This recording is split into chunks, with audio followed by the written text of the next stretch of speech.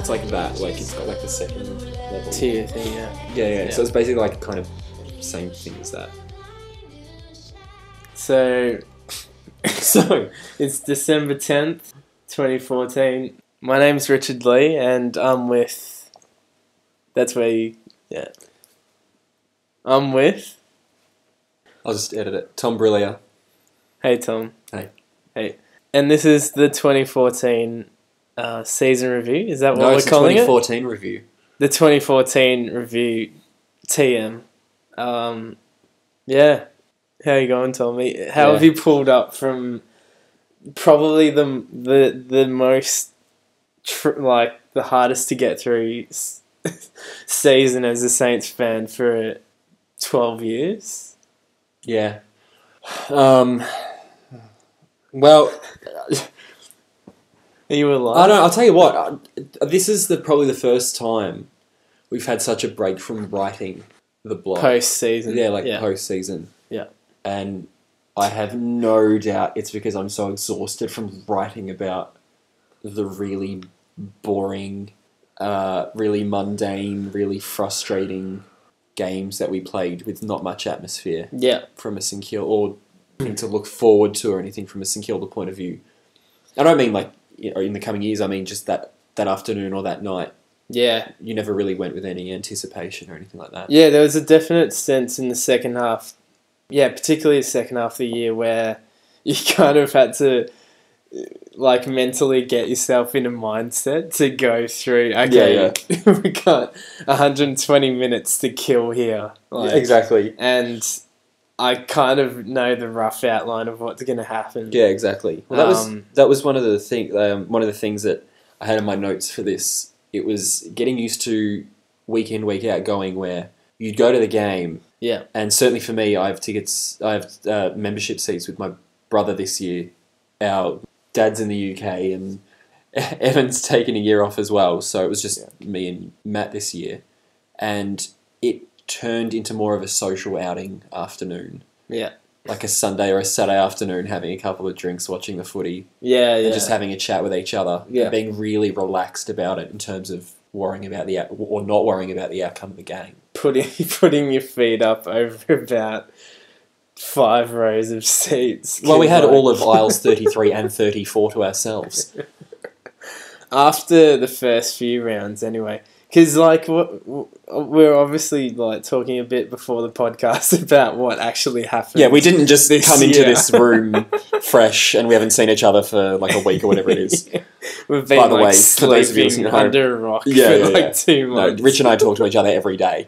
Well, what I was going to posit to you, what you were going to bring up was I was going to posit to Rich, if that's a word, just take yourself back, and you too, listener, take yourself back. It's whatever the date was, all 4 of you.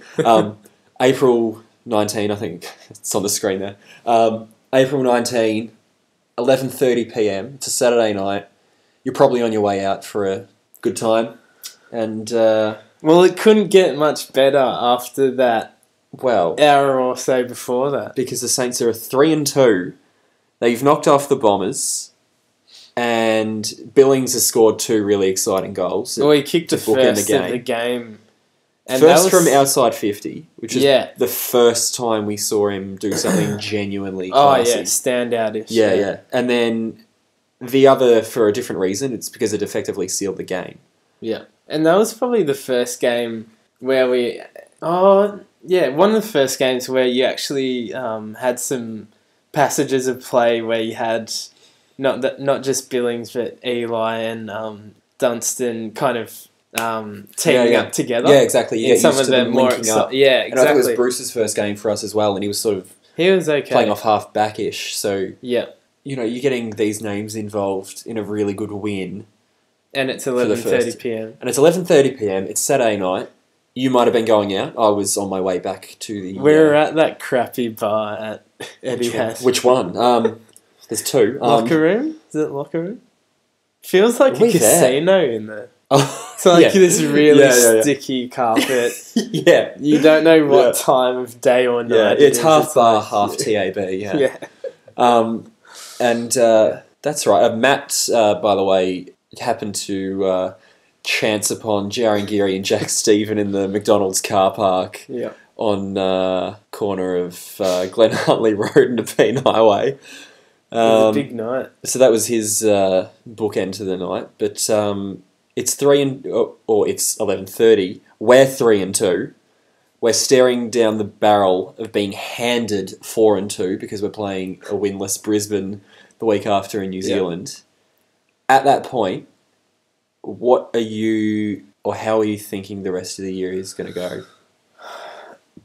In all honesty, like, and this isn't, it's easy to say this in hindsight, of course, but in all honesty, I think even though prior to that night we were 2-2, and, given I and a lot of people had predicted we were going to be wooden spooners, being 2-2 early on, you're feeling semi-decent about Well, things. 2-0 was the start. Yeah, 2-0, yeah. Against Melbourne and GWS, but then West Coast at West Coast. The West Coast performance was pretty good, and I think we were on such a high that everyone forgave them for the Adelaide game. Yeah, exactly. It was the smashing we were due to have. Yeah, exactly.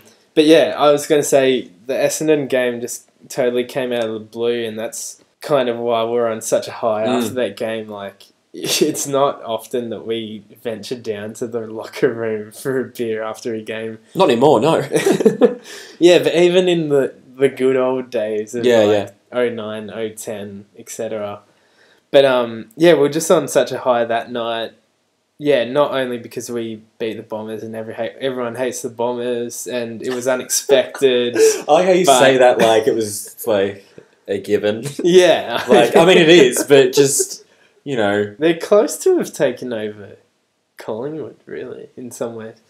But yeah, as I was saying, I was just trying to soak up the game, really, and kind of in half shock that it actually happened. Yeah. And happened, like we said, with, Billings, Eli and Dunstan again, all having, pretty good games. Yeah. They weren't the best on the ground, but they were doing things that were like obviously standing out. And I think also Rewalt's playing what at the time was probably close to his best, almost effective. He kicked 5 that night. Yeah, he kicked 5. So you feel like you've got him back as well because he's sort of didn't go missing, but there's just sort of probably 2 of the 3 seasons before this he was obviously either injured or psychologically damaged after the grand finals. Yeah, but to get back to the question, I didn't I didn't take the Brisbane game as like a gimme or anything. I did. I think I genuinely fell for it. Yeah. Well, I mean, everyone was jumping to we could be 4-2. Like, I definitely did that, but at the same time, we were going over to Westpac Stadium and the Cake Tin. And it was still early days, obviously. And we'd already, as you'd said, had one shellacking at the hands of the Crows the week before the Essendon game. So, yeah, I'd like to think the lid wasn't off for me. I didn't even know there was a lid for the Saints this year, but someone found it. Yeah. I was keeping it on at that time. But, I was just kind of half in shock that Essendon win actually happened. It was really... No, you're right. I think on the night, you were just sort of thinking, wow, that was really weird and really good. I'll tell you what, and this is without getting carried away, I'm just trying to sort of find an analogue here, but like, it kind of felt like the way it finished, it kind of felt like one of those finals where, because it was a St Kilda away game as well, most of the crowd is Essendon. They've obviously got a big following, and they're going to clearly take up clear sections of the ground. Yeah. And there's going to be segregation of Essendon fans, and a lot of them, with the very few St Kilda fans. So sometimes you get this like really kind of dramatic finish to a final when the team who shouldn't win has this weird rush at the end, and it kind of everyone's sort of sitting around going, what the hell's happening? And it kind of felt like that. And, but after that, I really got on the bandwagon and thought, we're definitely going to be 4-2. And we might maybe have gotten away with having to be entrenched at the bottom of the ladder for a long time. Right, yeah. Because obviously we finished second last the year before, so it's sort of, we'd found the bottom almost. Yeah. And I thought, well, maybe there's a chance. We found it. Yeah. I thought maybe there's a chance we might not have to do the whole we're rubbish for a while thing that we might have done last time. Yeah. We're in this situation where it was 3 or 4 years at the bottom. Yeah. But yeah, just in general though, thinking back to those first few rounds, we mentioned Eli, Billings, and Dunstan, but the guy that kind of really stood out even more the first couple of games in particular was Hickey. He was like our best player. Arguably best player, first couple of games, particularly the Giants game. And it kind of just makes me realise, like, I think when people were kind of ask me the general, how did you think the season went thing, closer to the end of the season than we are now, I was kind of just saying, I kind of wasn't focusing too much on all the shit losses. It was more, no one wants to, but I was kind of more just a bit frustrated at all the injuries, because when you look back to those first few games, we had Hickey really flying early on. Dunstan was really playing well. He was like genuinely in the best every week the first 3 or 4 games. Yeah, he was. We had those two. Geary was playing really well. He's obviously not young, but he was Gilbert had a pretty good start well. before. Yeah, Gilbert was I know it was only 2 weeks, but it was pretty good. Well, yeah, when you think back, Sam Fisher played the last 4 or 5 games. He wasn't even there at the start. Exactly, but you add in him, Geary, and Gilbert, and I just kind of think, well, obviously they're not part of the next generation, but that just would have steadied the ship definitely. a lot more in a lot of those shellackings that we endured. And then obviously like the experience angle. Yeah. Just playing with those guys and bouncing off them and that kind of thing. But yeah, and another one was Nathan Wright. He started pretty well. Jimmy Webster missed a big chunk of the season. Well, he missed pretty much the second half, didn't he, in the end? Yeah. But yeah, what I'm trying to say is, like, I'm not saying, if we had all these guys, it would have made for a completely different season, but if we had the majority of those guys for the season, I just would have felt a bit more reassured about having endured the losses, whereas it kind of just felt like the wheels kind of fell off with those injuries. Yeah. Like, we got really thin looking really, really quickly. And there were just those games where they just didn't even fire a shot. Like, just got a quick look here.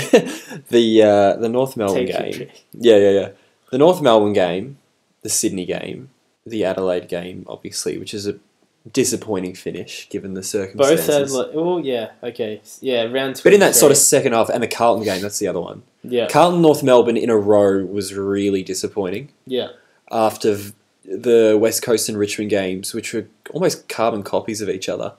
Yeah. Like, I think they were both Saturdays or Sunday and Saturday afternoons, home games. Similar margins, similar sort of trackings throughout the game. But in some ways, though, that kind of trajectory of having like a semi-reasonable start and then really bottoming out in the middle to 60% of the way through the season area, and then kind of having this kind of faux momentum at the end, or just like half wet sail thing at the end. That's not too dissimilar from 2013 in some ways, and it just kind of makes me think, and I was thinking this during the season, it's quite a long season, when you've got no real ambition to make the finals and you've just got a bunch of young guys who are still trying to figure out their career, let alone, sticking to the structures, sticking to the plan, sticking to their roles. They're actually just trying to figure out if they can play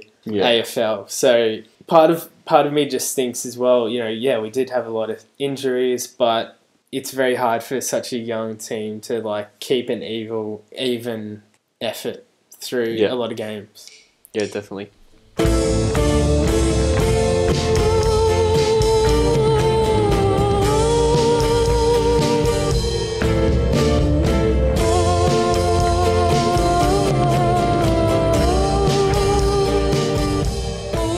Is it semi-ironic that one of the guys that had one of the more positive seasons gets traded at the end? Reece Stanley? Do you reckon he had a positive season?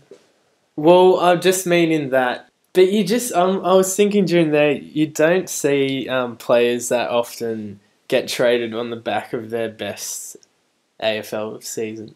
Definitely, and especially key position players. Yeah, you don't see like quick, tall forwards traded at, 24 years old after their best season. Yeah. I think is a more pointed way of putting it. And like when I say he had one of the more positive seasons, we're obviously like talking kind of relative to his career as well. Like it's been kind of spluttering and through the last 2-3 years in particular. But it was still clearly his best year, like clearly. Yeah. I mean, that was 2 games. This year? Yeah. That stood out from the rest. Maybe 3. I still think really his baseline performance though was more reliable than it ever has been. Yeah, but the thing is, even though he's gone to Geelong, and I get the feeling he's not going to play that much footy. Well, I don't think he was. Geelong didn't pick him up because they think he's awesome and he's gonna anchor anything. They're there because they think Mitch Clark might have a bit of trouble, and Vardy might be a bit touch and go with his knee or whatever. Yeah, that's what he's there for. I think. You think he's there more as a for now anyway, a fallback? For now, at least. I mean, he's still 24, and I still think his best is in front of him. I still think he's got improvement left in him. Well, the thing is, but I just don't know how much. I was thinking though that he could play probably the exact same level as he did this year for the next 2-3 years at the Cats, but look 100 times better. Well, he'll look 100 times better because if he's slotted in structurally and everything works around him, then he'll look like a genius. Applying that phrase to Reece Stanley just doesn't make sense. His Instagram's got puppy dogs everywhere. Oh, well, he loves pugs. And we all should. I don't think he will look like a genius anytime soon. Well, okay, maybe genius is getting a bit hyperbolic. But what I mean is he fits their style really perfectly. The Cats have a lot of quick players. They're probably arguably the best team on the counter-attack. I think he's a good fit. And he fits into that perfectly. That's the kind of backhanded compliment to him is that, he's a 200 centimetre forward whose best thing is running into wide open space towards goal. Yeah. Not at his players, running into space. Well, this is the thing. Definitely wasn't at St Kilda players because they're not going to hit a target. So we struggled to get the ball. First things first. I think we only. I think I read the other day we only outpossessed teams about 4 times this year. Yeah, that wouldn't surprise me. 3 or 4 times. Yeah, even that was a stretch. But what was your initial reaction when you heard he got traded for pick 21? Really disappointed, and I'm... Well, no, I'll tell you why. Because... Well, I can't tell you why exactly, because I haven't done it yet, but I've been writing a post, which obviously hasn't been published, because we haven't done anything for a few months, for Red, White and Black, about this, and... .com.au. And I think it's more that... I wrote this piece a few years ago, and it was... And I'll crap on about it more in the actual post when it goes up vaguely in the future. But I wrote a piece 2011 in October, and it was the day that Tommy Walsh, or that week that Tommy Walsh got traded out. And it was the end of 2011, and we'd taken our first sort of tumble since the grand finals. Yeah. And I sort of really facetiously wrote this line. Well, the piece was about Tommy Walsh sort of being this sort of faux saviour, because everyone was saying this is the guy. He had all these raps on him about his, Gaelic career or his very few years as a Gaelic footballer, because he just shown so much that St Kilda snapped him up as soon as they could. And, he played a lot of good VFL footy, and everyone was saying he's got to come in. I think St Kilda fans were probably feeling desperate because the season's not going that well. So maybe this quick fix can come in, and I just sort of made the analogue between, maybe him and Rewalt and a few other guys that we tend to sort of hold up as messianic figures because our history doesn't give us much team success. Yeah. And then I was kind of disappointed because I thought maybe he had something to offer and all that kind of thing, and then he obviously left specifically because of the opportunity that I thought he'd earned. So it was just kind of like, you're feeling like we've taken a tumble. We might have lost this guy that could have been a real help to us. especially going forward, because even by then you knew the drafting wasn't that good. And now he's just gone and he's probably going to be awesome and all this kind of thing. And obviously that didn't turn out to be the case. But at the end of this piece, I really facetiously said something like, it was really silly, and it was totally a joke. It was like, Reece Stanley lead us to salvation. Yeah. Because it's, after speaking about Messianic figures, yeah, he was the next in line. And I kind of liked the idea of that happening, because it's just, he's a really exciting player to watch when he's on. And he's not like a buddy. When he's on, just twice a year. And it's certainly not Buddy-esque, but he sort of there's a presence about him. He's going to be the next kick up. It's that anticipation that he's going to be, getting involved soon. Yeah. Kind of like Rewalt, that he's going to be the next kick and all that kind of thing. Or at least in the sort of team's heyday.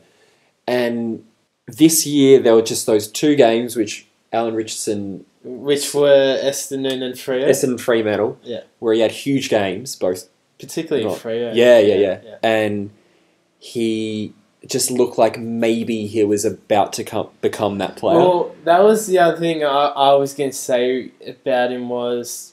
You brought up Mitch Clark and the whole Cats setup. Yeah. We don't want to talk about the Cats too much, but... we're doing the Cats podcast next week. I was going to say, he actually played some of his, not just the Freo game, but some of his other, more promising games were when Revolt wasn't there. Yep. Which I thought was interesting. Yeah. Maybe it was purely a mental thing, and knowing that he had to fill that void, maybe he enjoyed the extra space. Yeah. But it will just make for interesting watching as to whether he can play alongside a Mitch Clark or Hawkins, Vardy, McIntosh, Walker. Yeah, they got some all options. of them. But we did with that pick 21. We ended up getting Hugh Goddard, who this time last year was being talked up as a top 4.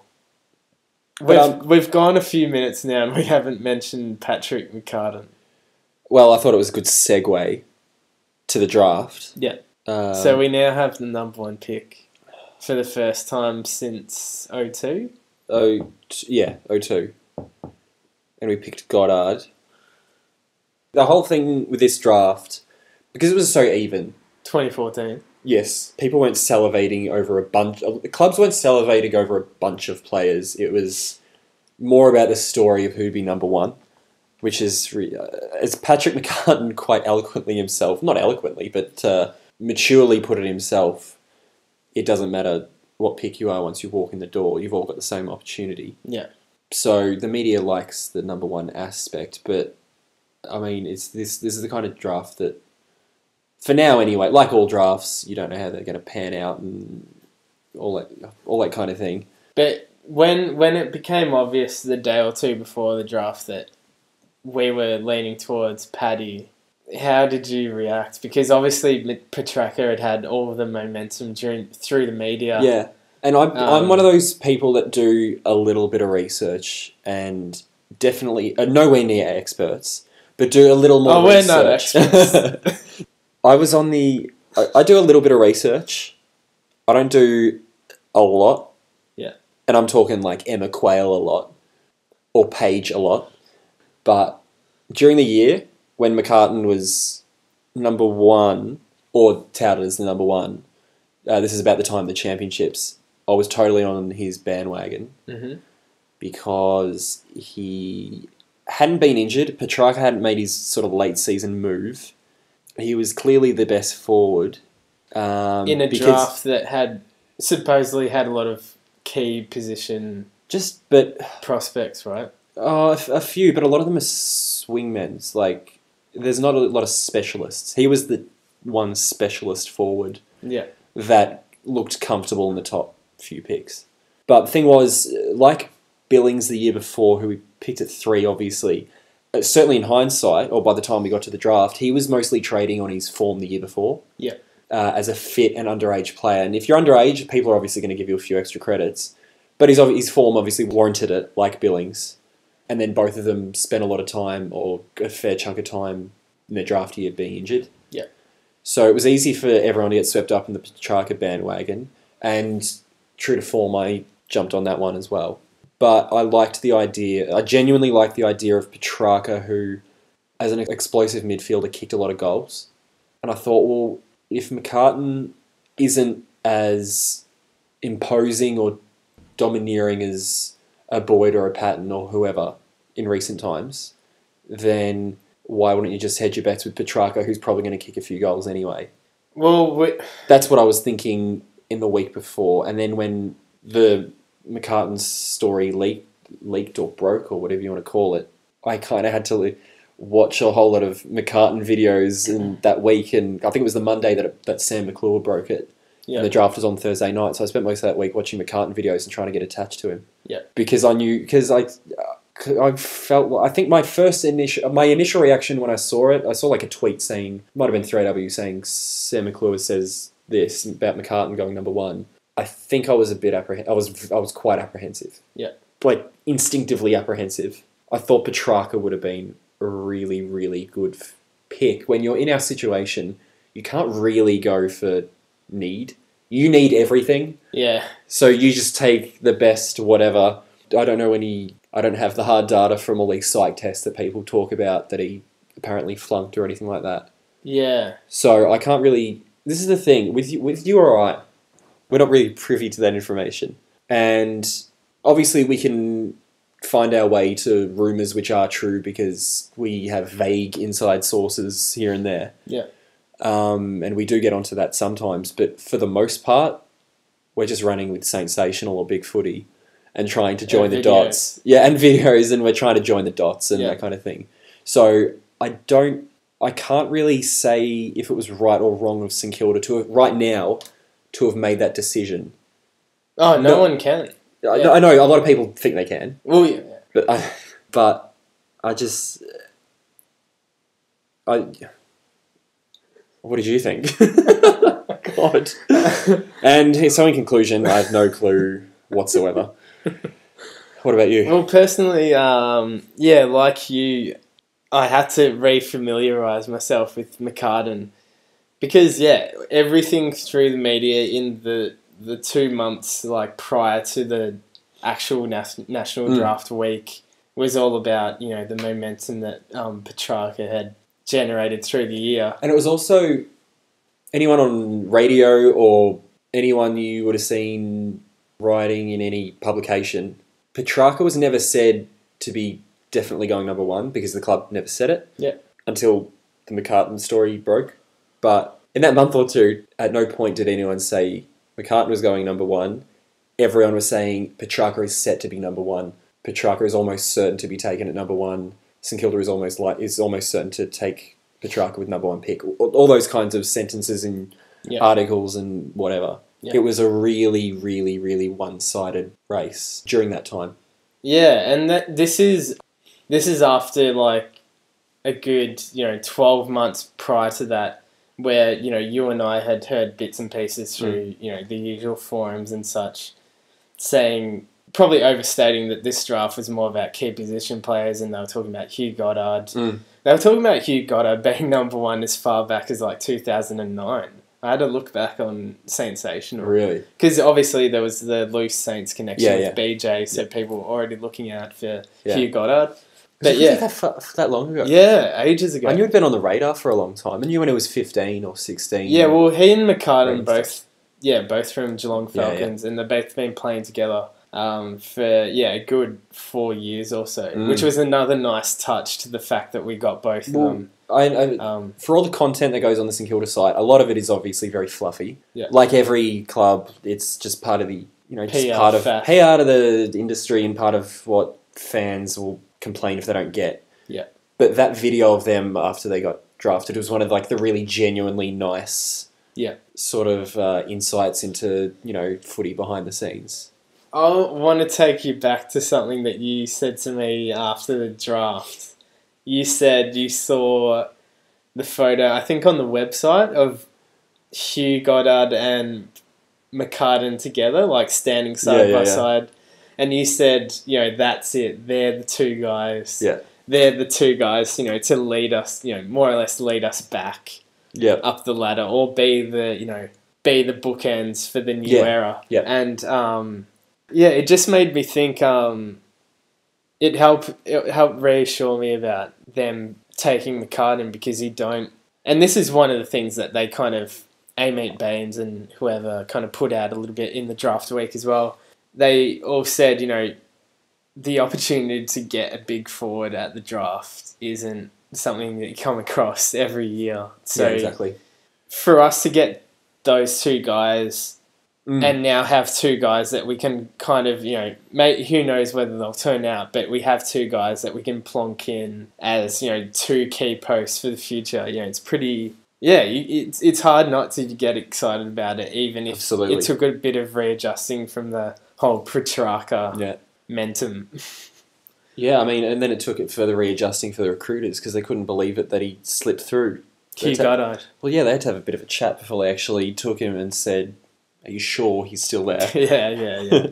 I couldn't help but still be pretty pleased afterwards.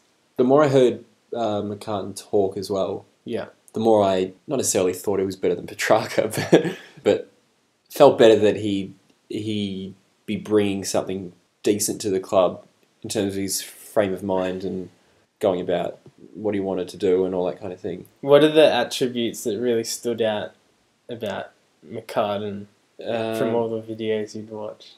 I mean, if it's purely from a presentation point of view, he speaks really well. He doesn't get overawed by people pointing cameras and microphones at him. But also he's pretty level-headed, or he's pretty focused, or he knows exactly what's what when it comes to people questioning about his diabetes. I mean, obviously that's sort of like the easy story with him. Oh, and it is a story, I guess. But I guess, you could argue it is the story, because if you believe anything that a lot of people have written and a lot of people have spoken about in the media, it's arguably been the making of him, because it's forced him to, or it's confronted him and it's given him the opportunity to be really professional about it. It's obviously filtered through the way he goes about his game and his preparation overall. And playing wise, McCartan on the field, I have seen, without going through the 20-minute video of him at the national championships, of an entire quarter of him standing in the forward 50 arc because of the under 18s. It's because of the under 18s rules, and I'm assuming they're applying in the national championships as well. You need to have two players in the forward 50 arc at all times. Oh yeah, that's why he's not moving, or he's just standing up at the top and not moving anywhere else. Keeping the structures. Yeah. It's leadership. It's imposed leadership. I think he's thrown his hat in the ring, hasn't he? Just 2017. Make him captain now. I think that's what the marketing people want. Yeah. Look, I've seen everything that any other person has seen with access to YouTube, i.e. anyone with access to the internet. And from what I've seen, I mean, it's a highlight. You said this before. In a world of TAC Cup highlights packages, I think there's an asterisk that comes with any kind of highlights for an 18-year-old. No matter who they are or what kind of position they play. If he's able to translate what he does well, then that's going to be a really, really good anchor for the forward line. I mean, aside from how good he is on the lead of his one grab mark. Yeah, he's got a bit of pace on the lead to get that space, but if he's troubled, then he's still pretty decent with his hands. But aside from that, I think you also have to look at it in the context of how he's going to function with the forward line around him. Because you got to remember that Tommy Lee's been re-signed for 2 years for a reason.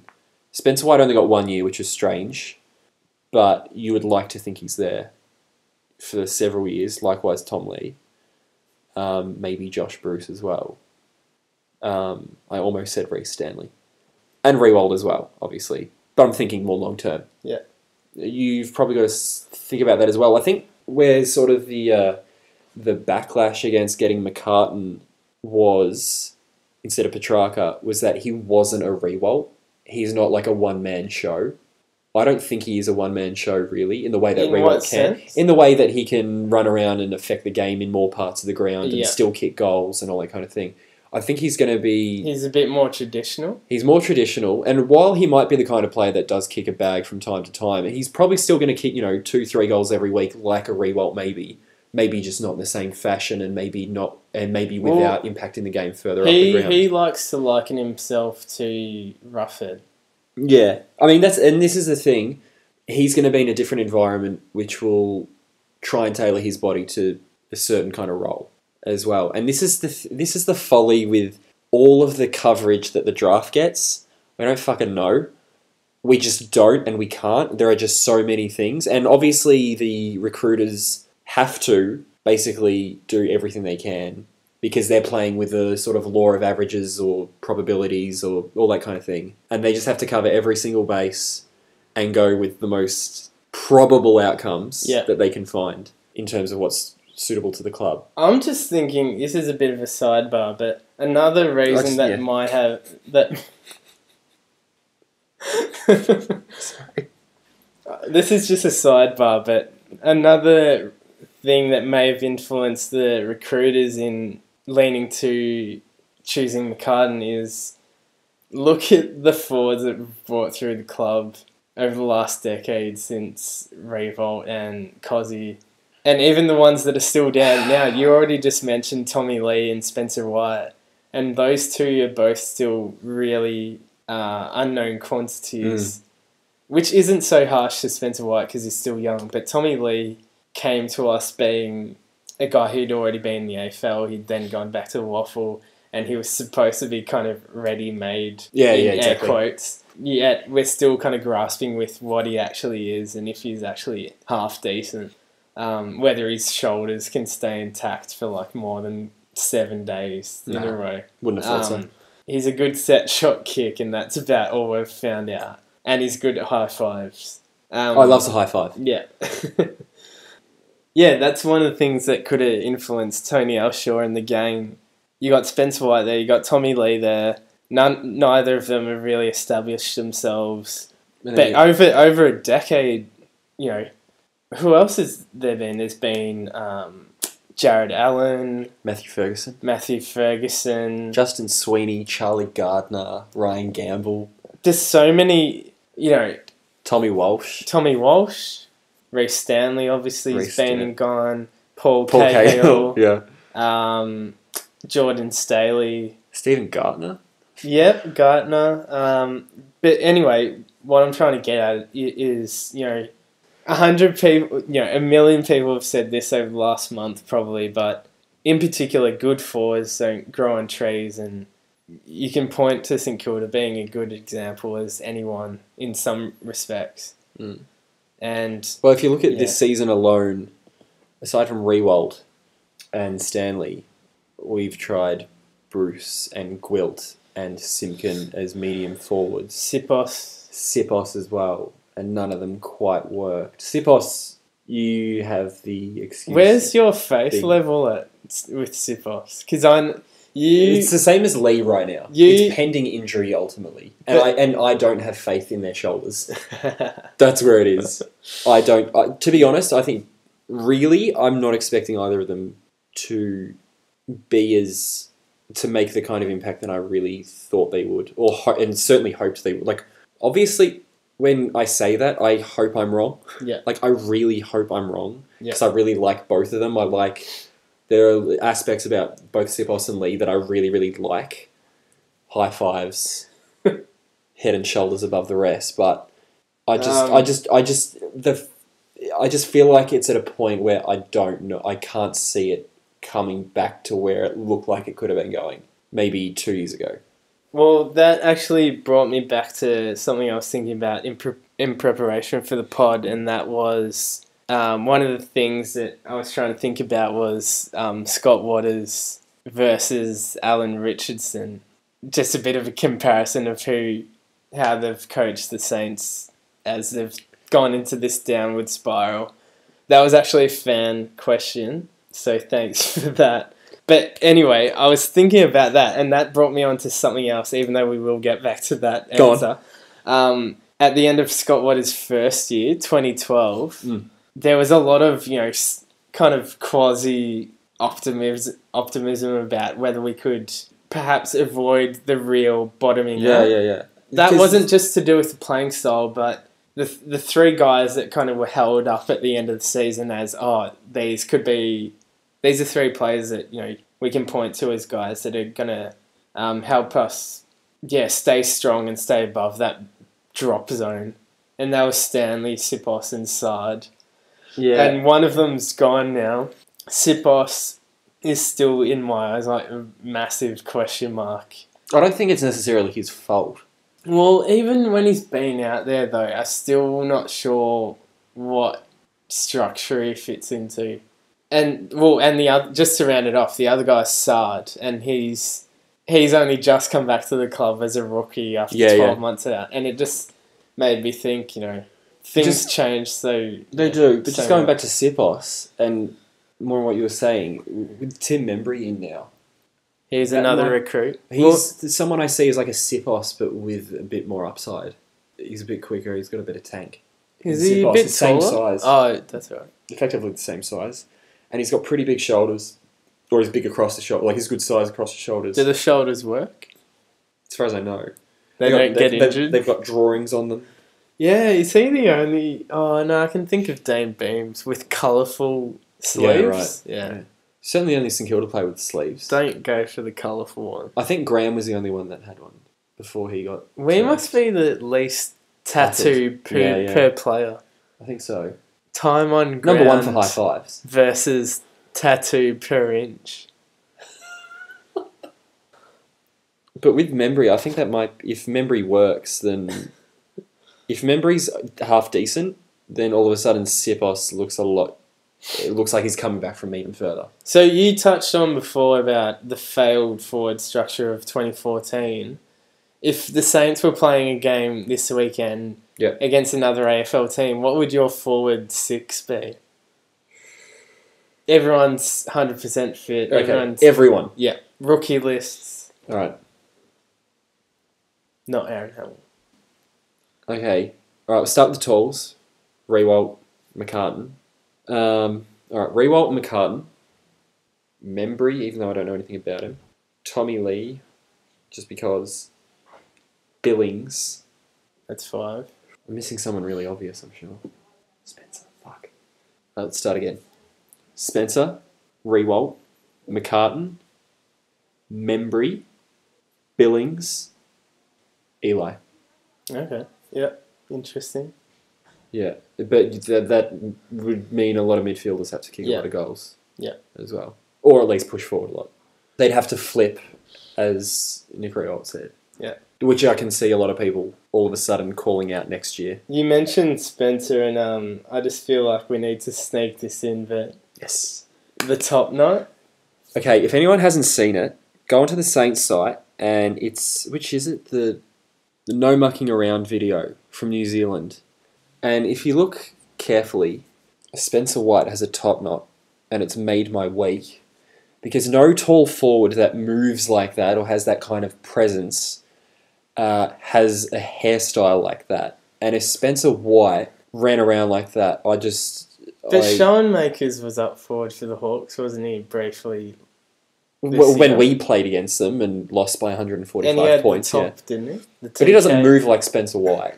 He's not like a key guy. He's not He's not a big guy. Spencer's a big guy. But Sean Makers is a big guy. I would have thought Sean Makers is a more traditional big guy, whereas Spencer's... He's not built like that one. Spencer's a buddy. Spencer's type. Like the buddy, and you need... no one that tall and that quick has run around with a top knot before. And I'm so excited. I hope he keeps it. Do you think it could be my new number one maker? Well, I don't know about that, but more importantly, I think he could be my new favourite hair in the AFL. Your top 5? My top 5 at the club. Are we leaving that to the end of... We'll do it now. I can chuck it out the back. Let's start with 5. All right. Fuck.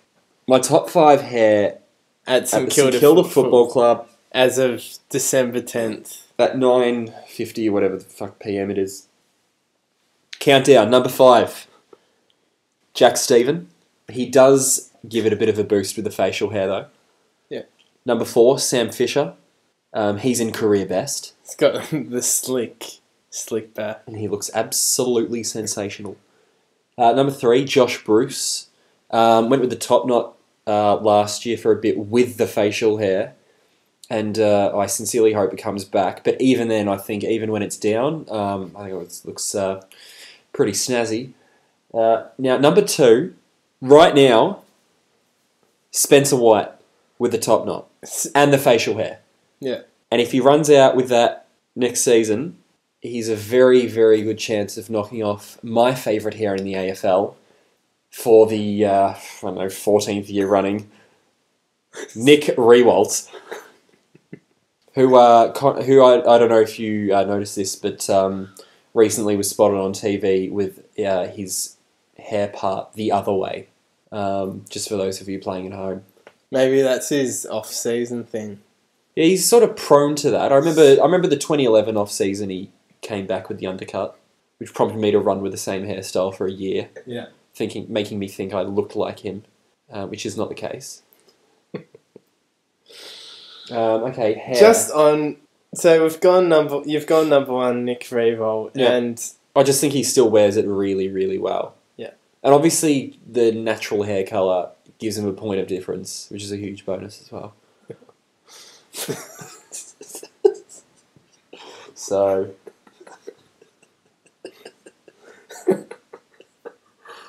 good. Yeah, top 5 hair. Good. But Rewalt's form. Okay. Trevor Barker medalist once again. Yes. That's what, the 26th? I think he's about there. Yeah, what can you say? I mean, that hasn't been said. Well, I don't know. Do you know what? I actually think I said this in the last report for the year. It was after Lenny's last game.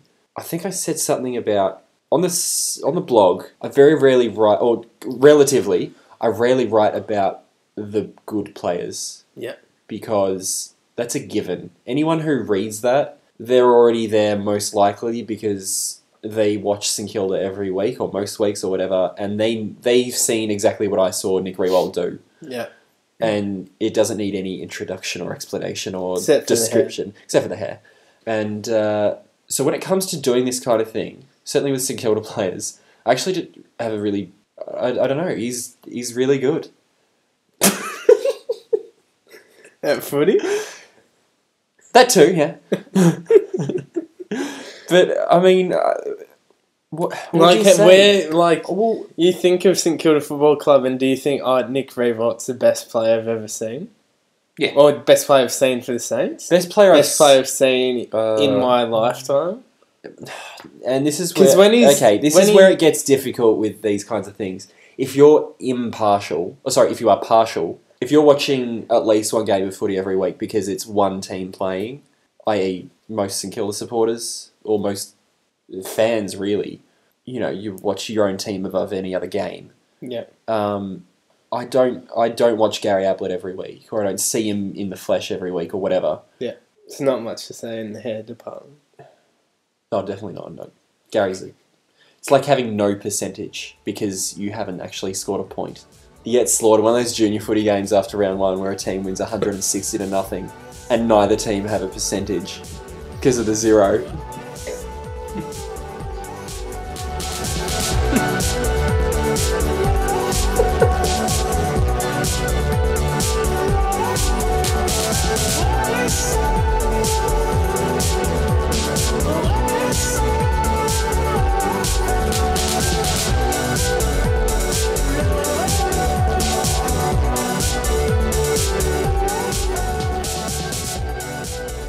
This is obviously going to be done to death again when we probably do the 2018 end of year podcast and Rewalt retires or whatever. Yep. But when I think of the best Saints players I've seen, and I was pretty lucky to at least see the tail end of a lot of the special 90s guys, such as your Harveys, your Winmars, etc. Yep. Low, Burke. Yep. I reckon best Saints player I've seen in my time is still Harvey.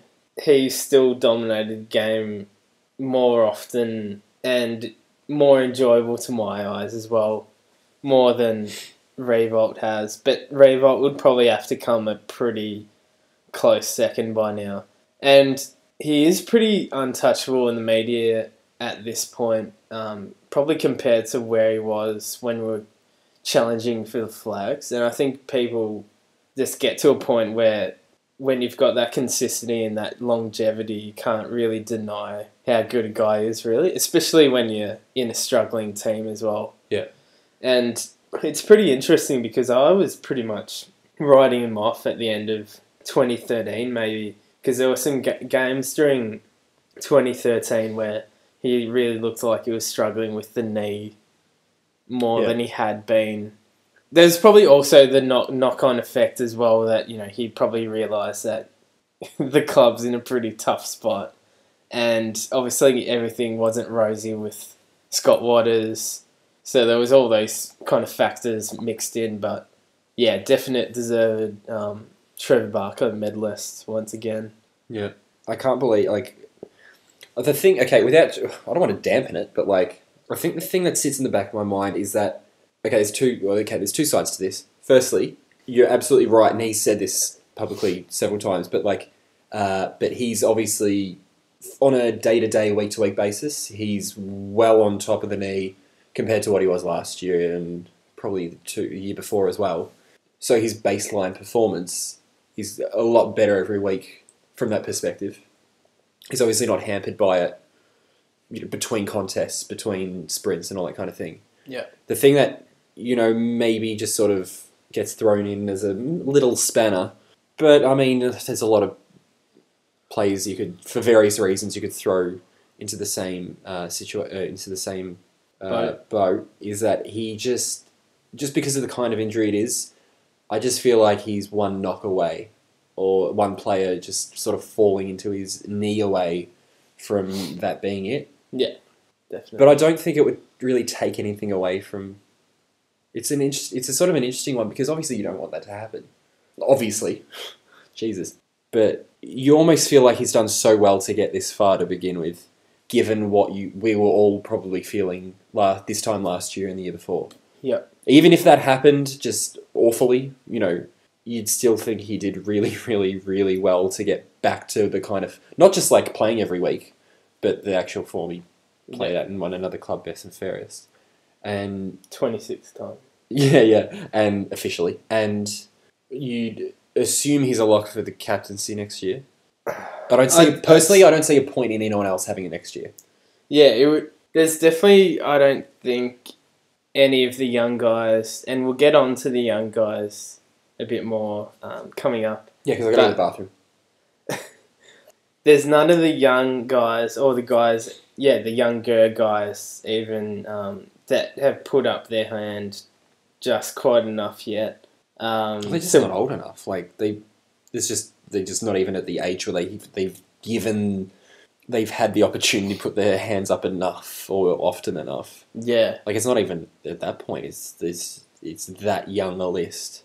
Yeah. And if you're realistically looking 5 years ahead and you're looking at that younger bracket from probably Nunes downwards. So I just don't think there'd be a point giving it to an Armitage or a Geary or anyone like that. No, yeah, you wouldn't give it to not a next year anyway. Guy just for 1 or 2 years? Yeah. Would you?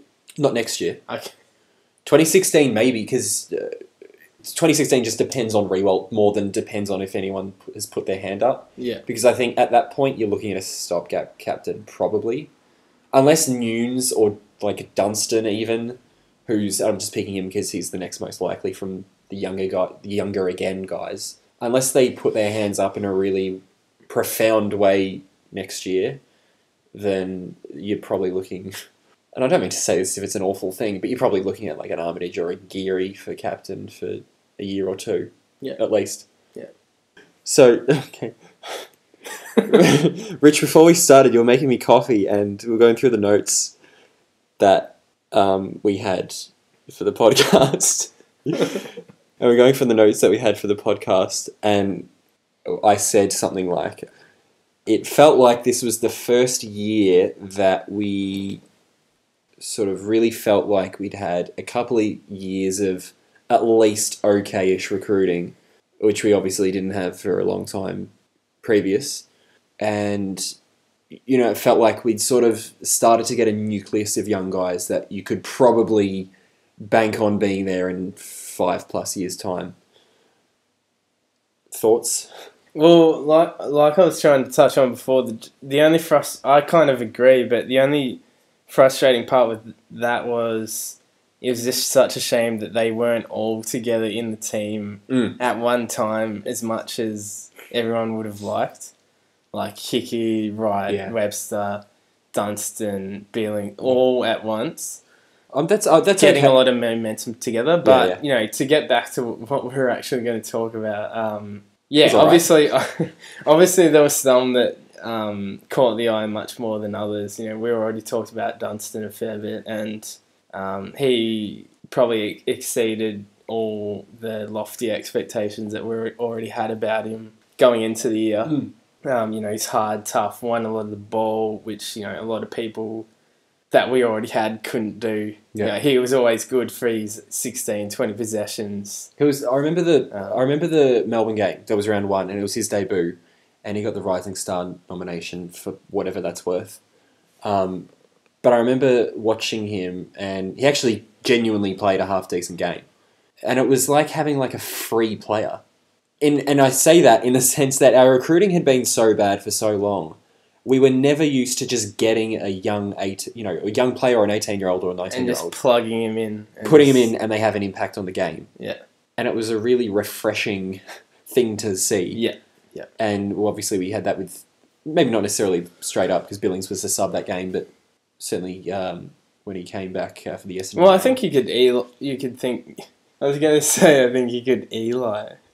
Eli. Eli was so good. He was a verb early on. He was. And do you know what? Do you know what was exciting? One of the more exciting things in that sort of better period earlier in the year, the second game with the GWS game. So 1 week after the Melbourne game, Eli kicked that. I think he kicked a couple, but he kicked that really nice running goal in the 1-2 goal in the Melbourne game. And in that second game, in the members wing against the Giants, and got a few touches in front of the crowd on the wing, and already people, that crowd noise of them saying his name and that kind of thing. That was one of the genuinely exciting moments of the year. Well, unlike Dunstan and Billings, he kind of came out of nowhere a little bit. He was on the rookie list, obviously. Yeah, and he got promoted straight away. Yeah, and he had an impact straight away, more or less. He wasn't impacting 4 quarters of play like Dunstan was, but he was an important factor in us having some good games early on. I know it might be a long bow to draw, but you say he didn't impact games for 4 quarters, but neither does a Milne to a lesser extent, like a Schneider or whatever, and that's the kind of role he's in there, or a more modern day type of role, modern day equivalent. But that's the kind of thing that he does, and he did it pretty well, straight up. Alongside those two, the other guys that I'd probably give a pass mark to, or, felt positive about for the year were, probably Dunstan, Eli. Mm-hmm. I thought Ross was pretty good value. I thought... He's a funny one in terms of how people perceive him, and I certainly don't know what I think of him yet. Yeah. But I think it was the Geelong game, was it the Geelong game? He got 28 touches or something. It's probably the only player who played a half-decent game that day. Yeah. And that was the kind of game where so that Geelong game, that was the first time we saw what a good game from Seb Ross looks like, because I don't think anyone actually knows what he does. I mean, obviously, apparently he does a lot of inside stuff, but just because of his frame and the way he moves and the way he goes about it, he's very subtle on the field. Yeah, he's a bit unique in that sense because, like you said, he's framed as a inside midfielder, but he's quite an understated sort of one compared to like a Dunstan who's in the same role. You're not going to typically see him just bustle through a pack or something like that. Because he's not quick and he doesn't have the best evasive skills or anything like that. Yeah, and he's just more subtle, like you said. He's got good ball handling around in tight, but what I liked about his year was he was much more, I think, aggressive and positive with how he was using the ball. Like I remember in his first 10, 20 games the year or two before, he'd almost every time he touched the ball, he'd just turn sideways for a hand pass. Yeah, exactly. And I'm not sure whether that was just directly Scott Waters telling him to do that or who it was, but he just looks a guy who was just so set on just being one thing, or not making a mistake at least. Yeah. Whereas this year he was actually going out there and kind of just playing the game as he wanted to play. Yeah, and he sort of looked like he was going out of his way to find space and give some sort of an option. Yeah, and at least in the games where you thought, he wasn't so good today, he was still getting his 15 touches or whatever. So I thought he was, I thought he showed it enough this year. Now, I thought he's decent. Seb Ross, this is sort of a two-prong attack here. Firstly, he's in my sort of, he's sort of in this group I have that are young guys, which are the young guys that I'm not sure. I mean, obviously you're never sure about a young guy, but I don't know how good he can be, just because of his frame and because of his lack of speed or relative lack of speed. Same maybe goes for Sipos or a Lee or a Shenton. One that I threw into that group when you brought that in before was Tom Curran. And Tom Curran, you did. I've got my notes right here. Don't try and leave him out. No. You know what? I'm going to give you the Curran floor. I was only going to say, you weigh up Ross's ear to a Curran, and a Curran. And I just think there's quite a bit of difference there in performance level. Go on. I just think Curran, he just hasn't... you were joking about Dermy before. Off air, sort of. And one thing, he talks a lot of rubbish, and I think most Dermy or Curran? Probably both, but Dermy at least. And one thing that always stood out in my mind about Dermy in regards to his commentary is I remember him saying a few years back on the radio, when you're looking at young players or just players in the AFL in general, they usually need to have one clear attribute that defines them as AFL level, whether it's speed, can kick 80 metres, good marking, just evasive, whatever it is. With Curran, I'm not sure what it is yet. He's got big arms. I don't know if he knows how to use them or in which way to use them. He's still got them. Yeah, he's got them. But he's just working class at the moment, and I'm not sure he's built like an inside midfielder, but he's not winning a lot of the ball. He's playing up forward, but he's not kicking a lot of goals. Yeah, he's not putting a lot of forward pressure. He doesn't flip enough. Yeah, I don't know. So do you know what I know exactly what you mean. At least think absolutely. that Ross is carving out. He's got his own little niche. Yeah. That's an interesting one because I think straight up, people would say Curran's got more of an upside. Maybe just based on him being a bit quicker, maybe a bit bigger or whatever. But, whether or not he uses it, as you said, is probably a bit of a different story so far. Because he seems to be a really popular kind of guy around the club. And everyone, a lot of people like to throw around he's a great trainer.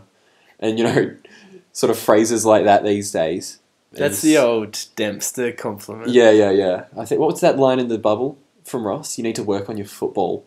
Immortal. And speaking of immortal lines, Matt Finnis, our CEO this year, and coming back to the youngsters, or relative youngsters, Cameron Shenton, Matt Finnis said on SEN this year, coined the phrase, unearthing a Shenton.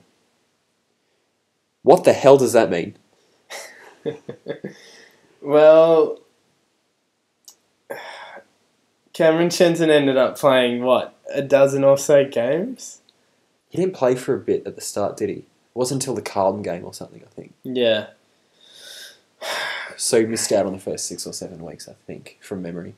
I can see why people kind of get behind Shenton a bit because he stands out. He has a lot of athleticism. Well, he cut off all his hair and shaved off his facial hair, so he looks a lot less sort of eye-catching. I'd love to see him running around with his shorter hair, see if anyone notices him.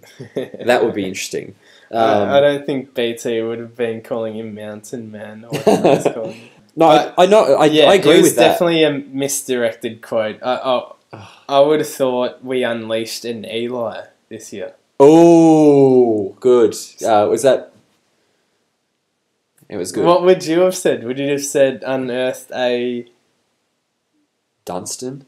We dug up a Dunstan. Yeah, that works. Thanks. Yeah. But what I mean is like unearthing a Shent. Like, of all the like guys they could have unearthed. Yeah. I don't think Shenton's the one you go around sort of showing off. And not because the sort of asterisk here is that he's played like 15 games. Yeah. So I've got plenty of time for him being upgraded to the list and all that kind of thing. But I just don't know, like Ross and a couple of other guys I mentioned before, I just don't know how much improvement he's got in him. Yeah. And like Ross, or pre-Geelong game, like Ross, I don't know what a good game from him would look like. Because I don't think he's automatic or all of a sudden become a much better kick or a much better decision maker. I think he's one of those guys that are just more about getting him more involved and they get more of the footy. Because what he does is he's best when he's running and he's giving off and he's getting it back and all that kind of thing. And he's the kind of guy that can actually kick a goal from 40 or 50 metres on the run, even coming off half back or whatever. And that's a good thing, but I don't know if he does it enough yet. And it's the kind of thing he's going to need to do a lot more of to justify taking up a space. Not on the list, but because at worst, I think he could be a really good depth player. Or I think he could be a really good depth player, not at worst. I'd say at best. I think a more likely best case scenario is he's good in depth player. Top 25 exactly, kind of thing. I agree. Who else did you have in that? Well, we've gone through Sipos group. Gone through Sipos, gone through Ross. The other one, and I'm not bringing it up, and I mentioned this to you before because I knew you'd crack the shits. No, and I would too if I was you. It was Daniel Markworth. But I was only going to bring him up because other people seem to lump him in that same category. Yeah. And obviously the knees have got a bit to do with it, but I am just so far away from writing him off as a player. But yeah, well, you're right though. He can't really be lumped in any kind of category other than like a pure question mark. Hopeful, yeah. Yeah, like a pure question, like a genuine, sincere question mark. Not sarcastic, what the hell are you doing here question mark. Yeah. Just like a genuine, we don't know because we just don't know yet. Yeah. And obviously he came to the club with good raps. He had a year ahead of everyone else from that draft. Age-wise. Yeah. So he's at nearly 23 years old already. Yeah. And he's only, I think, one of 3 players on the list last year that didn't play a game. The others, it would be Holmes. And Pearce. The future captain. And we'll get to that soon. Yeah. But yeah, you're right though. Like, I've been a big fan of his from day dot, as any as our readers would have, as our iconic footage of him kicking that point on a windy day at Sandringham. Yeah, or paddleboarding his way through Queensland.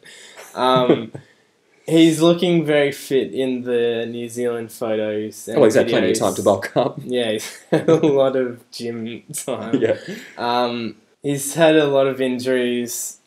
Yeah, you just hope that he can get, to use one of those much loved phrases, hopefully he can get a clear run at it. Yeah. In 2015. Well, again to someone saying something just before we started this, I was on the phone to Matt on this very couch. RWB correspondent. Yeah, exactly. And on this very couch, and his request was talk up the Daniel Markworth bandwagon. He said it's like a new recruit. And he said, assuming he does play this year, or next year, in 2015, he said it would be like having a new recruit, which is true because he hasn't even had a chance to affect the VFL.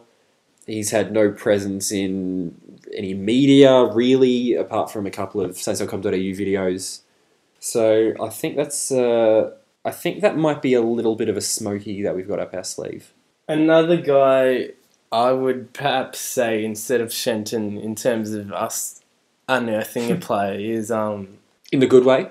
In a good way, yes. Is Maverick Weller. I thought he had a really solid year. Yeah. I was really hoping we'd get Lockie Weller because I thought the two brothers would have complemented each other in the midfield very, very well. But yeah. that's, I mean, all that aside, he's on the senior list now, Yeah. which is really good. And again, I'm only going on what's publicly available. But again, he's another guy that a lot of people respect for the way they trained, especially when he got to the club. And I think he said it publicly as well. He really wanted to sort of take his second chance as much as he could, and he's definitely done that so far. Yeah, he started on the rookie list and ended up playing 16 games. And come the second half of the year, he was definitely one of the guys that was first on the team sheet, I would have said. Yeah, in a year where you just felt really flat about going to the footy and then going to the footy and actually being at the footy and then going home from the footy, he was one of the elements that you could bank on to show a bit more spark and be a bit more aggressive and ferocious. Well, that's the thing. We've already talked about Ross and Curran, and he's a guy that I think those two should, take a leaf out of the book of. Absolutely. Because he's built a bit more like Curran in that he's a bit more solid and stuff, but he just has that more dynamism in terms of going at the ball, even when the ball's in the air as well, and just using his body properly. Yeah, definitely. Definitely. As well as just having a better tank than a Curran, just getting around the field more consistently.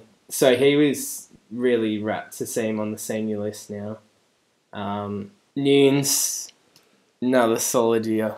Just keeps building year to year. Yeah, I think he's almost, you'd almost forget him in a conversation like this just because it feels like he's been very mature in his game since his first year. Yeah, well, that's the thing. I mean, I like Jack him. Nunes, that is. I like him because he's still in that phase where he's playing consistently well, but it's still a novelty for St Kilda fans because he's a young guy. He's one of the sort of leading younger guys that are starting to emerge as. There's probably too many steps in this, but he's one of the young guys that you feel that for the first time in a long time we feel we can be relying on a lot further down the track when we are hopefully at the pointy end. Oh, we can actually see. Yeah. But I'm saying when we hopefully make it up the other end, we can see them playing a leading role at that point in time when we're at that end of the ladder. Yeah. Rather than just in a team that's full of unproven guys and Shentons. Rather than just a team that's unearthing Shentons. Oh, Richie, I'd love to get your thoughts on Billy Longer. Apart from his Hugh Goddard wipeout.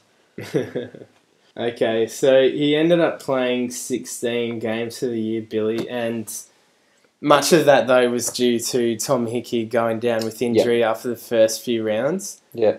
I was just so excited to the silver lining was that we got a big chunk of Billy Longer for the year. And got a big chunk of Billy Longer. Who feels like a big chunk of Billy Longer? We saw him for 16 games, and I'd have to say my main highlight for his year was Go on. I think you know what I'm going to say. His Schneiderman episode. Lest we forget. I can't quite remember what the song was that he sung, but he put a lot of effort into it. We should put a lot more effort into his marking skills in the forward line. Well, in all seriousness, though, some of his tap work from time to time was really good. Yeah, it was, yeah. But he was one of the best as well, I think, in the big Freo game. He really dominated the ruck. Well, I was going to say that it's sort of interesting that you bring that up because up forward that day was obviously Reece Stanley, who's a guy that through that day relieved Billy Longer a bit in the ruck, and now that isn't there anymore.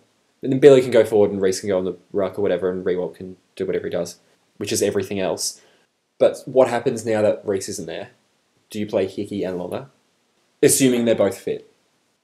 Well, I think, obviously Revolt's a lock. They're going to want to play McCartan for a fair few of the games, regardless of how he's travelling at VFL level, just to get him exposed. Yep. So that's two that you can lock in.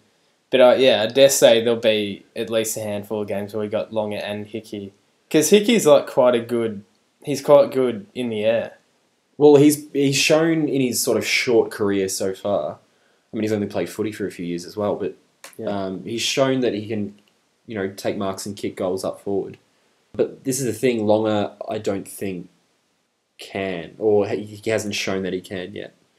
I mean, there were some moments. We watched the West Coast and the Richmond games, and I think it might have been both games. That there were a couple of occasions where Longer literally just missed the ball when he's going up for a mark, both in defence and forward.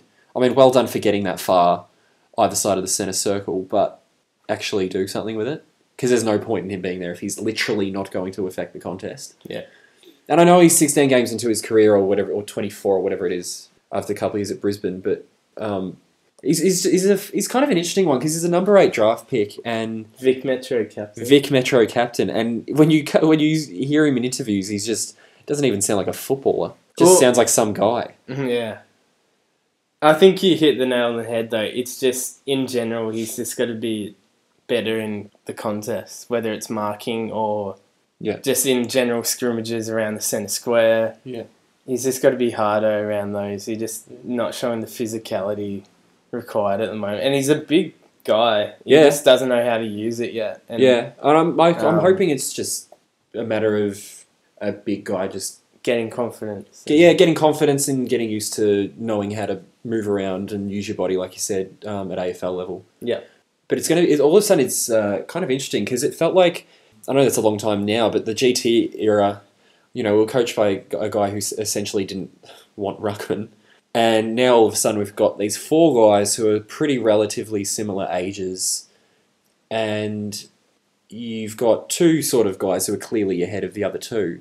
But Holmes and Pearce is Holmes not so much, but Pearce is probably starting to get ready to make a tilt at playing senior footy. Well, I dare say that they're going to at least debut both of them next year. They can check off. Yeah. Especially this guy is what we think he is. If Holmes keeps developing at the rate he's developing, that's definitely the case. Yeah. I think everyone seemed to be pretty pleasantly surprised by how he went.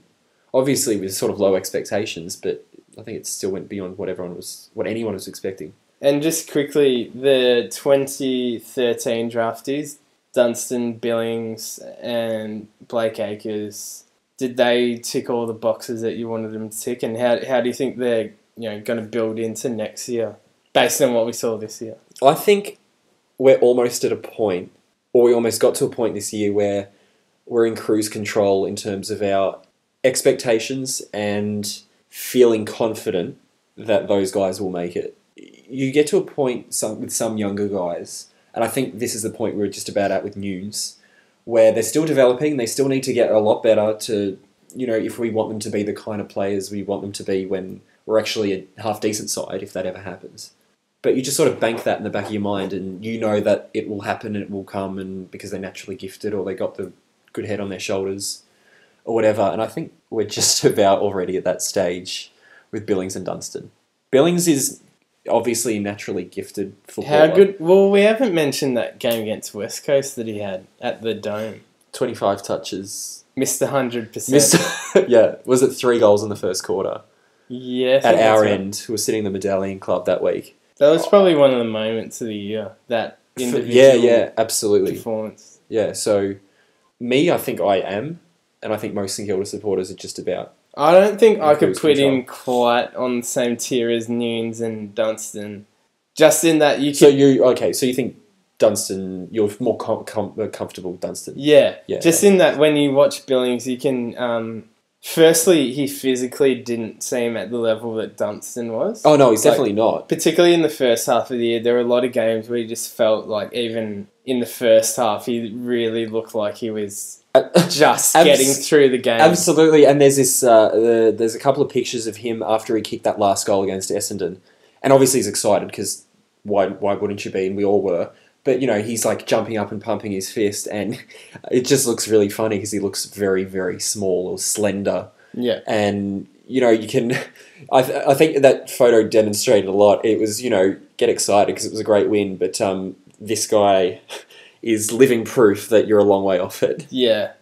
So, there were some, at least with him compared to a Dunstan or Nunes, there were some definite things where you'd watch him for a game, and you could definitely pick up on things that he clearly needs to improve. Yeah, definitely. Just physicality, just his running ability, just work rate. Whereas when he had the ball in his hands, he looked great. Yeah, definitely. No, when I say being in cruise control about expectations, I think it's more just you feel comfortable that they'll get there. It's more about that, and I think they showed enough that definitely you feel comfortable. Enough. Yeah. I mean, it's one season, so and that sort of gets resets at the start of next season. But for the few months where we can think anything can happen while there's no games being played. But yeah, leading into next year, I could definitely say that, and I guess we're focusing sort of on the midfield here as well, just by chance. But out of the young guys, Nunes, Dunstan, Weller are going to be three that I'd be, relatively comfortable in saying that, they're going to really pick up the slack from, the hole that Lenny Hayes is left behind now. Not in that they're going to be dominating games, but they're going to be the ones really trying to rally the troops in a good way. Hopefully Billings works his fitness up enough to, help with that in the midfield, because obviously he's up forward quite a bit. Down back, I'm still pretty positive about Nathan Wright and Webster, even though, they missed large portions of the season. Webster ended up with only 11 games. Webster was another one, if my memory serves me correctly, who getting to the point where they were picking up sort of 18, 19, 20 touches every week as well. Yeah. Like Ross. Jimmy averaged 15 for the season, but I think with both he and Webster, they probably just need... This obviously comes with experience, but they're both probably better at the offensive side of the game than the defensive, and they just need to get better at picking their moments. In terms of just going at the ball in a attacking sort of fashion. And Webster just needs to be stronger, I think, as well, physically. But he's the kind of guy. He's got a big enough frame. Yeah, that's just a few pre-seasons under the belt kind of thing. Yeah.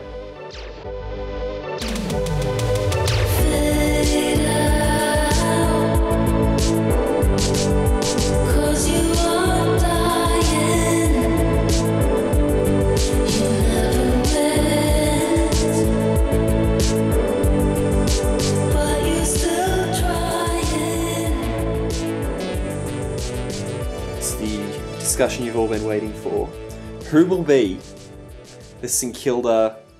Now, I think this started as 2018 to 2022. 2017? 2017 to 2022 Premiership captain.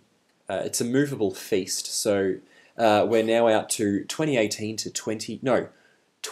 I think it should be 2018 to 2028. Yeah? It's not going to be 2017, let's face it. It was never going to be. Yeah. All right. 2018 to 2028 Premiership captain. Now, for a long time, I was in the Ben McAvoy corner. He decided to be a 2014 Premiership player at Hawthorn. And otherwise, it was Jack Nunes, but then Luke Dunstan came along this season, obviously. So I'm keen on a Nunes-Dunstan co-captaincy. That's your tip right now. Yeah, if you had to put which is a really lame tip. That's a bet each way. Well, yeah, it's a bet each way. But if Richo's coach, I can't see. I don't think he's a co-captain type of guy. Okay, all right. Well, let's go one then. I'll go Dunstan. Yeah. If Richo, when you put it like that, I can imagine Richo picking Dunstan over Nunes. He's pretty positive about Dunstan. Yeah. As he would be. And I can imagine Dunstan, he just looks like a captain. Well, by that point as well, if we're talking 2018, we're probably going to be scraping to hold on to him with overtures from Adelaide and Port Adelaide. No, I don't know. He seems like the kind of player that wouldn't do that. He doesn't seem too flighty or narky or arsey or anything like that. But if Billings was from Perth, I would have signed his paper the second he got drafted.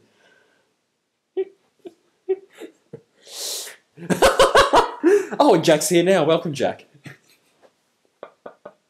Well, a few of the others that we had in the sweepstakes at this point last year, and just give me your vibe as to if they've gone up or down in the market. Go on. But we got Jack Stephen. No, not because I doubt him as a footballer or anything like that. You imagine him leading St Kilda out onto the ground on 2021 Grand Final day. The answer is you can't. Like, with the Rewalt look. The sleeves on. And he's got the sleeves on because it's sprinkling rain. It's still 22 degrees in September, but it's a bit wet. And I can't imagine him gathering everyone in front of the banner with all the PAs lined along the boundary blasting the St Kilda song. Yeah. On Grand Final day, 2021, and he's the one telling everyone, this is it, and this is what we have to do. He's not the guy to do that. Dunstan's more of a natural leader. I don't know, can you imagine someone getting vocally shitty with other teammates? Like a Rewalt. Someone. And I don't mean like cracking the shits because they kicked it over your head. I just mean like because they didn't spread or they, just something basic, whatever. I just always think I can imagine Nunes doing that. His name's going to be around the market just because he's one of our better players. Yeah, and I don't mind that. No, and I don't think he'd be that far off, but I just don't think he's there. Yeah. Not because there's a problem with him, it's just the type of person he is, from what I can gather. This might seem funny now, but Curran, we were talking about him this time last year. No, and last year I probably would have agreed with you. I don't know, I'd have to listen to the podcast. But sitting here now, that sounds logical, like Curran a year ago. Curran now, I don't think so. He'd have to take a big club step in 2018. He'd have to take a big step this year. Who else? Pearce? Well, Lewis Pearce is one that, from the day he was drafted, has been talked up for his leadership qualities. Longer was another one that we threw in there. Longer was another. Well, he's got a track record as being captain at, national championships is the highest level for under 18s. I just can't imagine him good at karaoke. Oh, guys, can you just what did he say? Guys, we're just so excited to be here. Like, what? That's not inspiring. Yeah. What? And then he's just gonna fresh air a ball in the goal square. Cheers. What do you think about Lewis Pearce? I don't think anyone can think anything. No, I don't think either. I mean, I think it's completely 50-50 whether he's even on the list next year. I mean, the interesting asterisk to him is he put in a couple of good performances up forward in the VFL. Yeah. Or he did some good things up forward in the VFL. Whether or not that counts or anything, we'll see. But at this point, with no games to his name and such little knowledge that we have publicly of him, it's just, as far as that goes, that's interesting information. Well, just to flesh out the market as well, I'd say my smoky would be Hugh Goddard. Okay, because that's one guy that you naturally know is going to be pointing at guys. Definitely.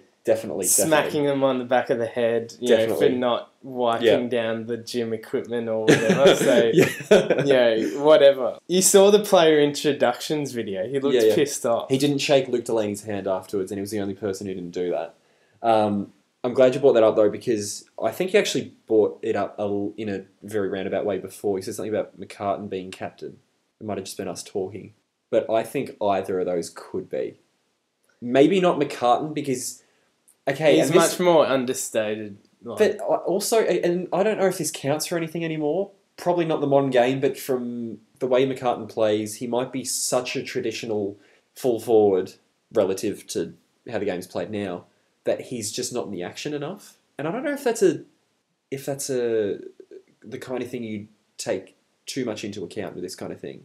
But it's hard to really talk to your players, and with Rewalt, he's pushing up the ground, he's pushing back, and all that kind of thing. He's right on the edge of the centre if he needs to be at every centre bounce or whatever. No, it makes sense. It's like giving the captaincy in cricket to a guy that's going to be fielding on the boundary. Yeah, exactly. The whole deck. And I was going to say that, and that's probably a bit different because you've got to be in the middle.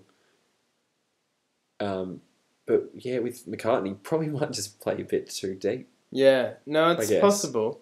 I don't know if that's I don't know if that's a thing. I've never been in the kind of situation where I have to pick the captain of a footy team. But Goddard, I think he's definitely been added to the field. And I expect a plunge on him over the next 12 to 24 months. 2016. Yeah. But he's definitely one who I could really think he'd really relish. Well, that's that kind of thing. That's the. This is stupid, but what you said about me saying that thing about the photo, they just looked like they just like fucking wanted to be there, and they just looked like they just were there, and it looked natural, and it looked normal and organic, and they were just like looking at the camera, and they're just like, we do this now. Yeah. And well, hang on. So let's do a quick recap. Who have we got up the top? We got Dunstan. Nunes. I'd say Nunes is favourite. Really? Well, just in that he's been there longer. Okay, that's fair enough. There's no go home, Yeah, that's true. Factor lingering. Okay. Right, so Nunes. He likes New Zealand.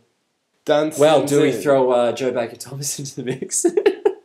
Did you watch the Mountain Silbury video? Anyone who watched that? Giovanni Mountain Silbury. If you want to know what his house looks like briefly, maybe because you don't actually go into some of the rooms that he points out, then have a look. Peter Searle. Peter Searle with one of the better assistant coach cameos of 2014. She chose that over doing the paragliding thing. She got a It was either paragliding or having tea in Giovanni Mountain Silbury's lounge room. In Istanbul, give him back to me in Istanbul. Give me back my brown-eyed son.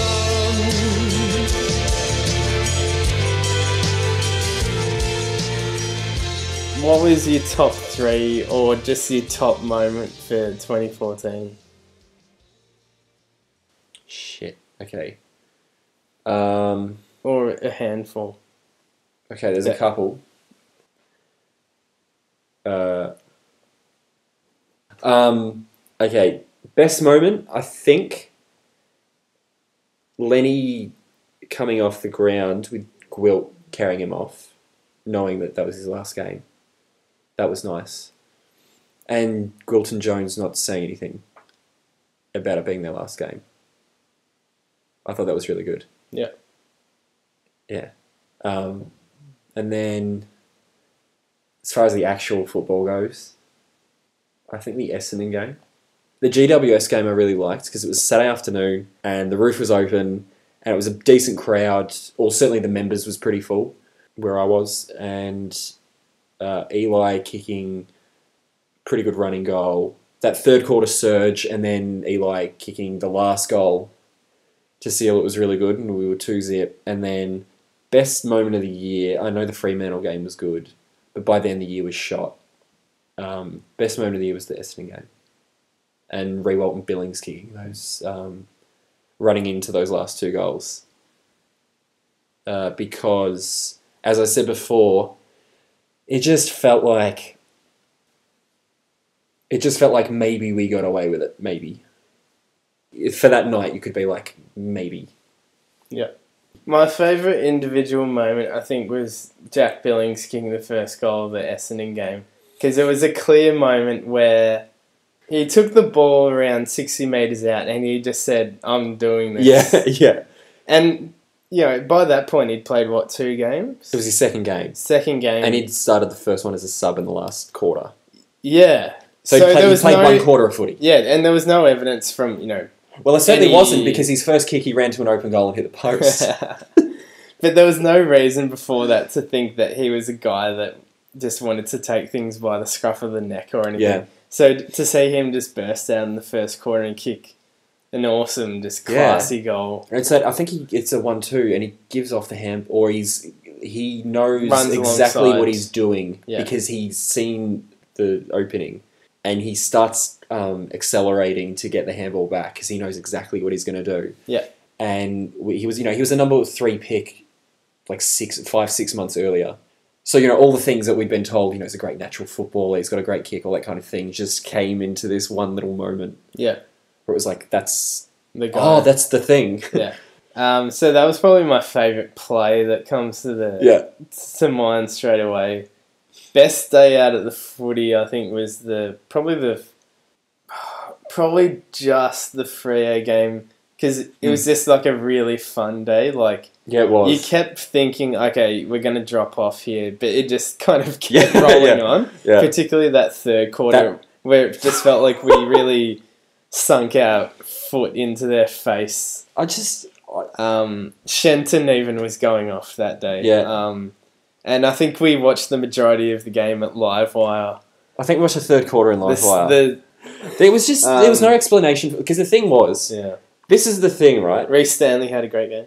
But the thing was, like the one the year before, the last game of the season, which you and I also watched the third quarter in Livewire at, funnily enough, that was the last game of the year. You know, there were the retirements and the 200th for Schneider, and Ross had rested, I think it was 12. There was a late change that day, which made it 12, I think, changes to the Fremantle team.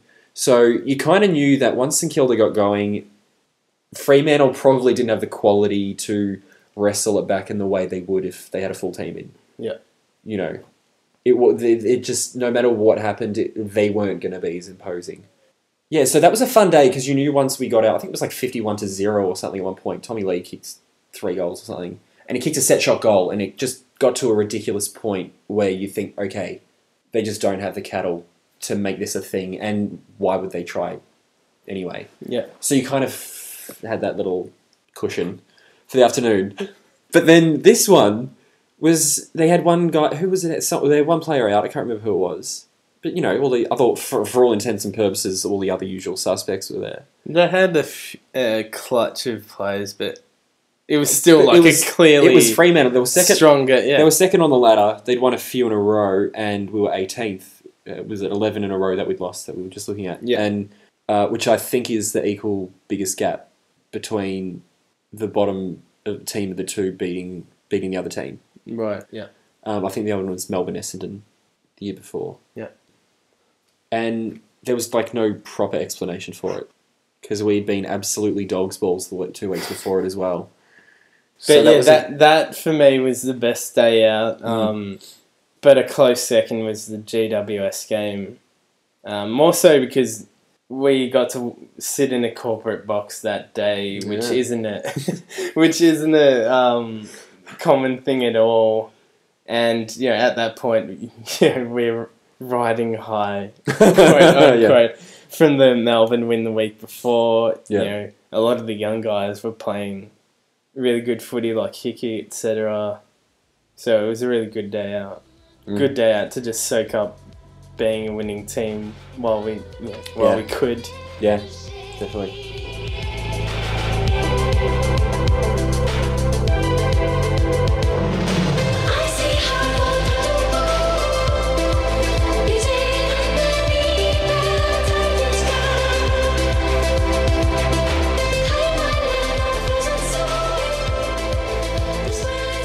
All right, this has been our 2014 review. It's been a long year. I've been Tom Brillier with Richard Lee. And thanks very much for listening. Hopefully we'll get off our asses and post a bit more in the off-season. Rich, do you want to close us with... any final thoughts on the year that was 2014?